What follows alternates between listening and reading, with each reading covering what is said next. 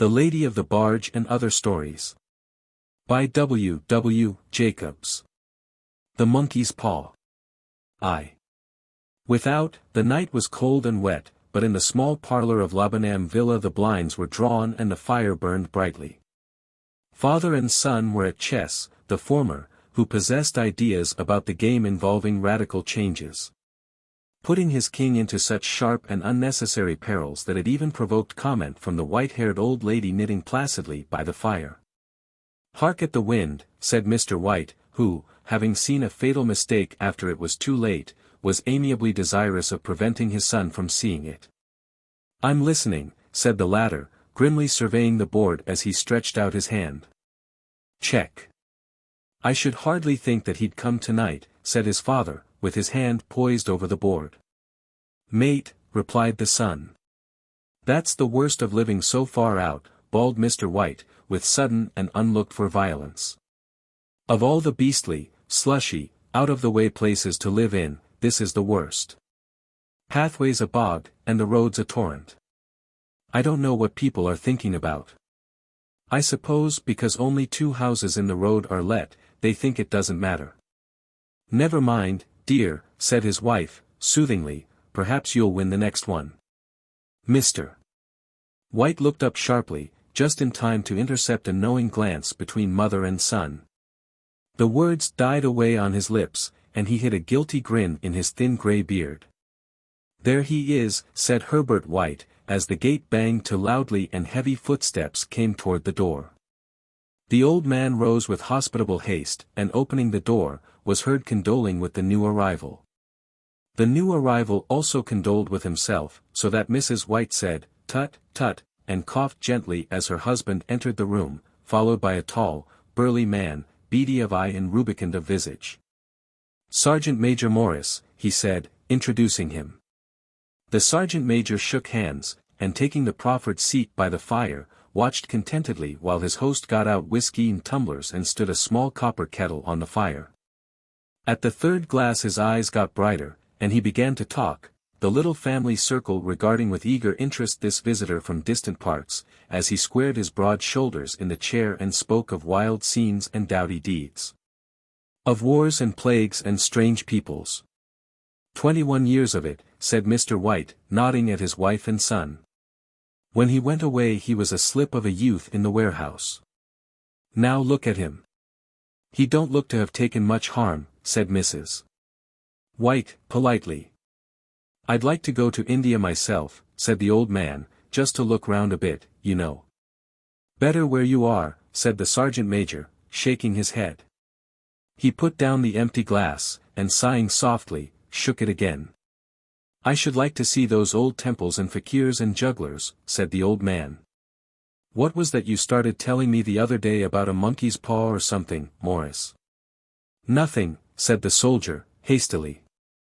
"Leastways nothing worth hearing." "Monkey's paw," said Mrs. White, curiously. "Well, it's just a bit of what you might call magic, perhaps," said the sergeant major, off-handedly. His 3 listeners leaned forward eagerly.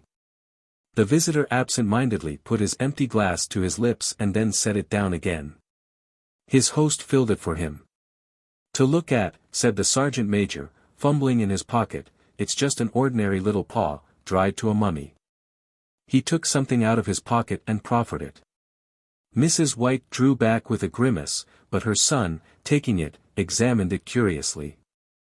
"And what is there special about it?" inquired Mr. White as he took it from his son, and having examined it, placed it upon the table. "It had a spell put on it by an old fakir," said the sergeant major, "a very holy man. He wanted to show that fate ruled people's lives, and that those who interfered with it did so to their sorrow. He put a spell on it so that 3 separate men could each have 3 wishes from it. His manner was so impressive that his hearers were conscious that their light laughter jarred somewhat. "Well, why don't you have 3, sir?" said Herbert White, cleverly.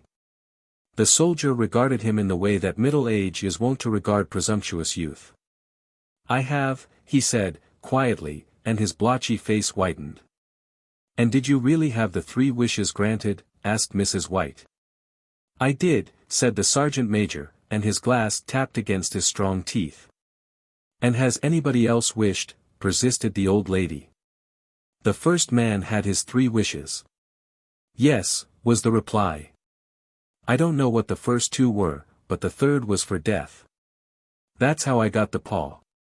His tones were so grave that a hush fell upon the group. "If you've had your 3 wishes, it's no good to you now, then, Morris," said the old man at last. "What do you keep it for?" The soldier shook his head. "Fancy, I suppose," he said, slowly. "I did have some idea of selling it, but I don't think I will. It has caused enough mischief already. Besides, people won't buy. They think it's a fairy tale. Some of them, and those who do think anything of it want to try it first and pay me afterward."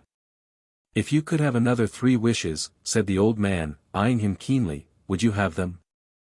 "I don't know," said the other. "I don't know." He took the paw, and dangling it between his forefinger and thumb, suddenly threw it upon the fire. White, with a slight cry, stooped down and snatched it off. "Better let it burn," said the soldier, solemnly. "If you don't want it, Morris," said the other, "give it to me."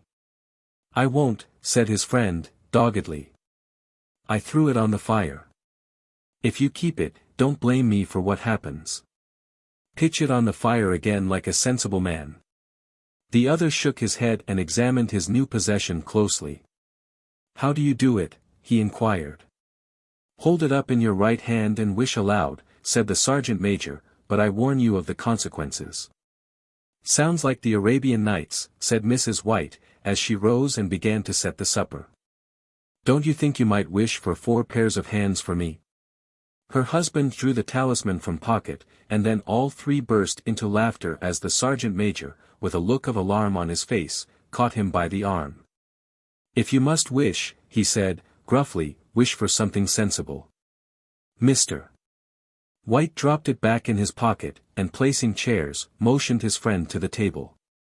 In the business of supper the talisman was partly forgotten, and afterward the 3 sat listening in an enthralled fashion to a second installment of the soldier's adventures in India. "If the tale about the monkey's paw is not more truthful than those he has been telling us," said Herbert, as the door closed behind their guest, just in time for him to catch the last train, "we shan't make much out of it." "Did you give him anything for it, father?" inquired Mrs. White, regarding her husband closely. "A trifle," said he, coloring slightly. "He didn't want it, but I made him take it. And he pressed me again to throw it away." "Likely," said Herbert, with pretended horror. "Why, we're going to be rich, and famous, and happy. Wish to be an emperor, father, to begin with, then you can't be henpecked." He darted round the table, pursued by the maligned Mrs.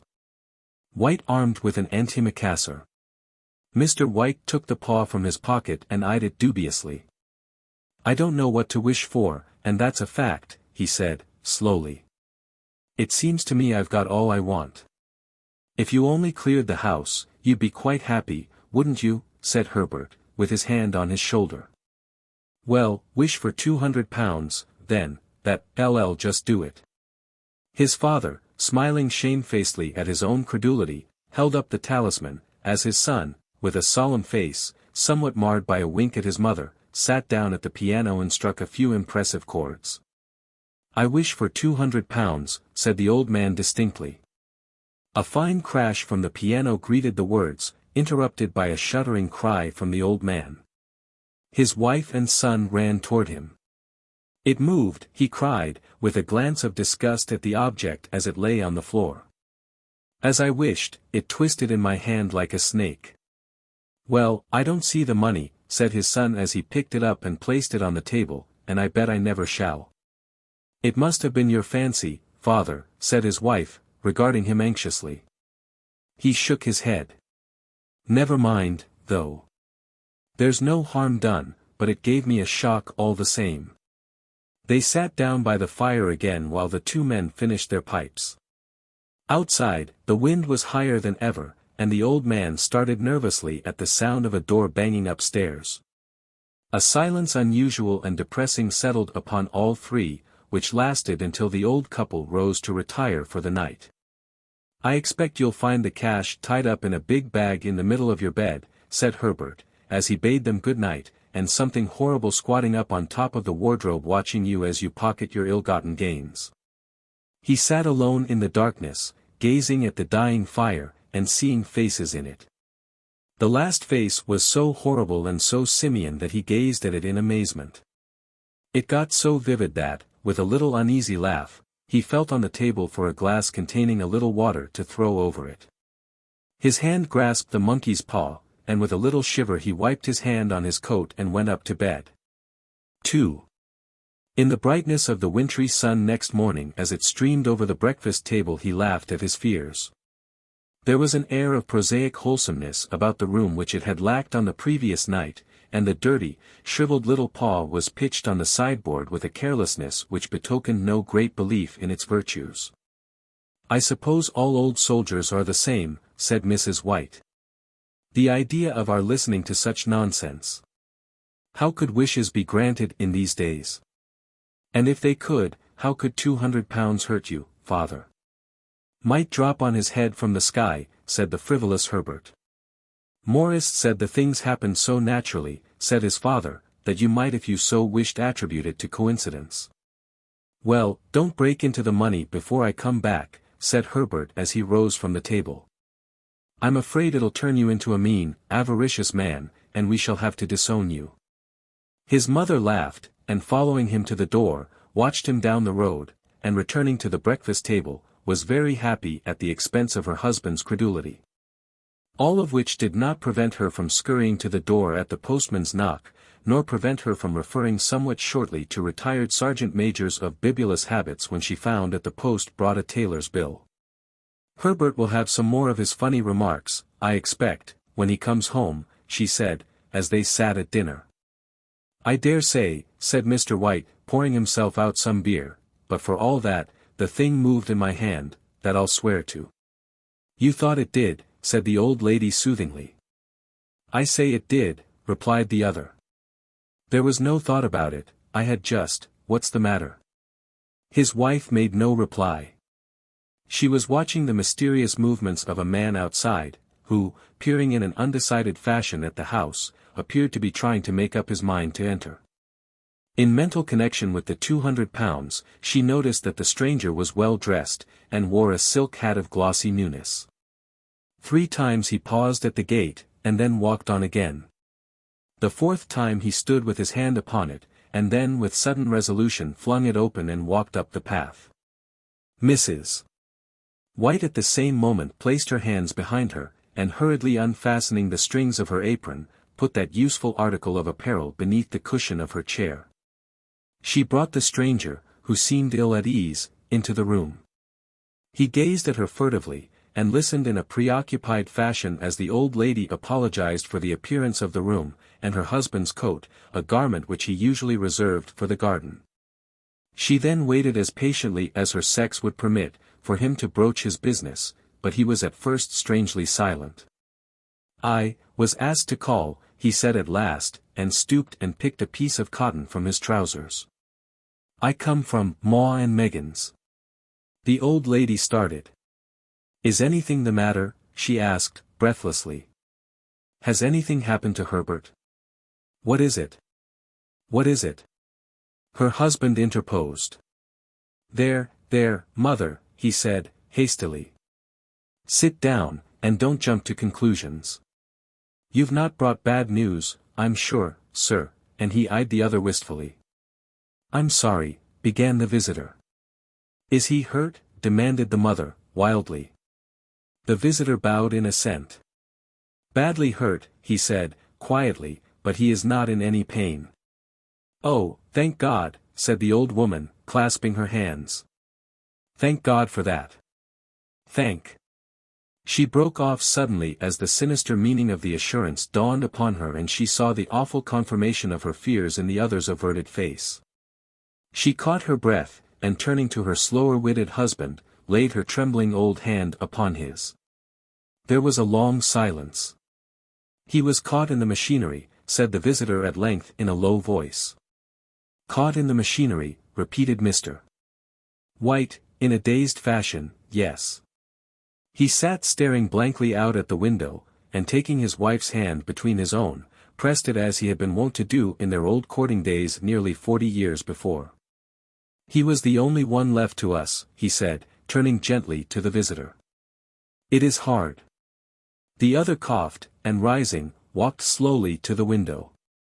The firm wished me to convey their sincere sympathy with you in your great loss, he said, without looking round. I beg that you will understand I am only their servant and merely obeying orders. There was no reply. The old woman's face was white, her eyes staring, and her breath inaudible. On the husband's face was a look such as his friend the sergeant might have carried into his first action. I was to say that Ma and Meggins disclaim all responsibility, continued the other. They admit no liability at all, but in consideration of your son's services, they wish to present you with a certain sum as compensation. Mr. White dropped his wife's hand, and rising to his feet, gazed with a look of horror at his visitor. His dry lips shaped the words, how much? £200, was the answer. Unconscious of his wife's shriek, the old man smiled faintly, put out his hands like a sightless man, and dropped, a senseless heap, to the floor. 3. In the huge new cemetery, some 2 miles distant, the old people buried their dead, and came back to a house steeped in shadow and silence. It was all over so quickly that at first they could hardly realize it, and remained in a state of expectation as though of something else to happen, something else which was to lighten this load, too heavy for old hearts to bear.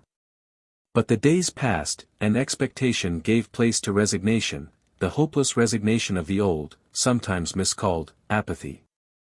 Sometimes they hardly exchanged a word, for now they had nothing to talk about, and their days were long to weariness. It was about a week after that the old man, waking suddenly in the night, stretched out his hand and found himself alone. The room was in darkness, and the sound of subdued weeping came from the window. He raised himself in bed and listened. Come back, he said, tenderly. You will be cold. It is colder for my son, said the old woman, and wept afresh. The sound of her sobs died away on his ears. The bed was warm, and his eyes heavy with sleep. He dozed fitfully, and then slept until a sudden wild cry from his wife awoke him with a start. The paw, she cried wildly. The monkey's paw. He started up in alarm. Where? Where is it? What's the matter? She came stumbling across the room toward him. I want it, she said, quietly. You've not destroyed it. It's in the parlor, on the bracket, he replied, marveling. Why? She cried and laughed together, and bending over, kissed his cheek. I only just thought of it, she said, hysterically.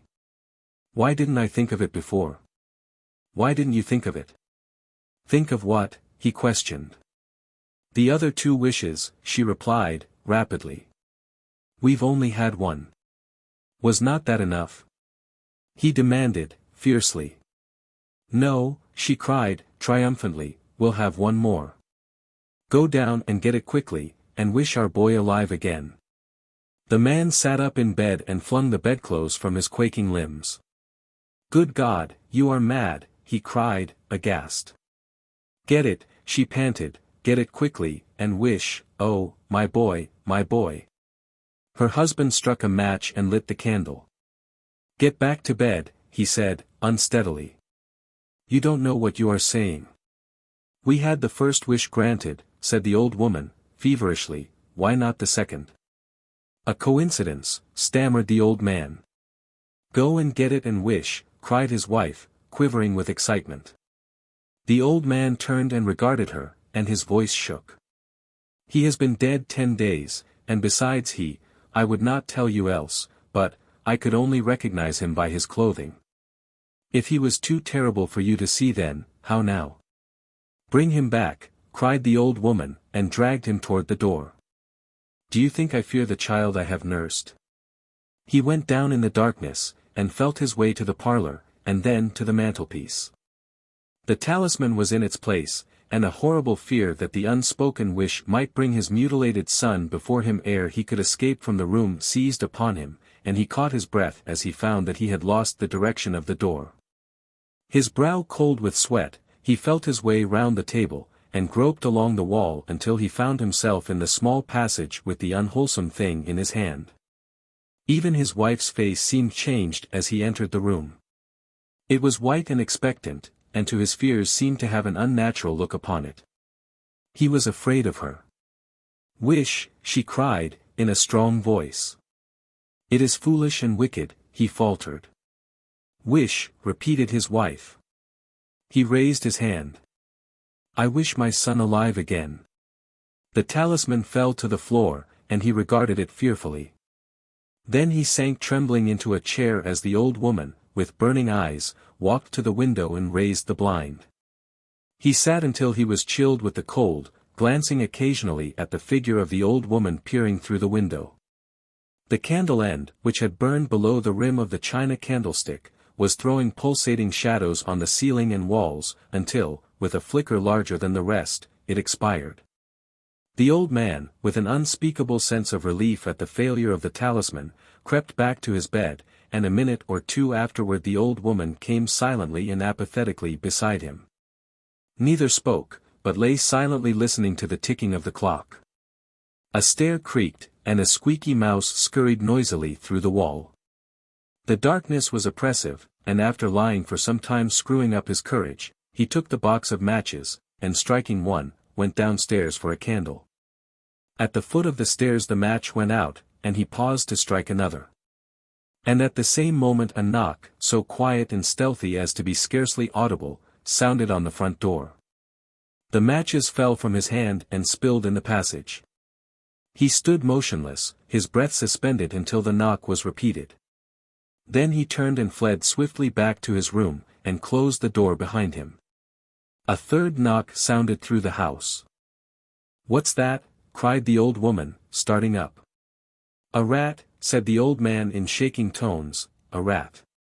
It passed me on the stairs." His wife sat up in bed listening. A loud knock resounded through the house. "It's Herbert," she screamed. "It's Herbert." She ran to the door, but her husband was before her, and catching her by the arm, held her tightly. "What are you going to do?" he whispered hoarsely. "It's my boy, it's Herbert," she cried, struggling mechanically. "I forgot it was 2 miles away. What are you holding me for? Let go. I must open the door." "For God's sake don't let it in," cried the old man, trembling. "You're afraid of your own son," she cried, struggling. "Let me go. I'm coming, Herbert, I'm coming." There was another knock, and another. The old woman with a sudden wrench broke free and ran from the room. Her husband followed to the landing, and called after her appealingly as she hurried downstairs. He heard the chain rattle back and the bottom bolt drawn slowly and stiffly from the socket. Then the old woman's voice, strained and panting. "The bolt," she cried, loudly. "Come down. I can't reach it." But her husband was on his hands and knees groping wildly on the floor in search of the paw.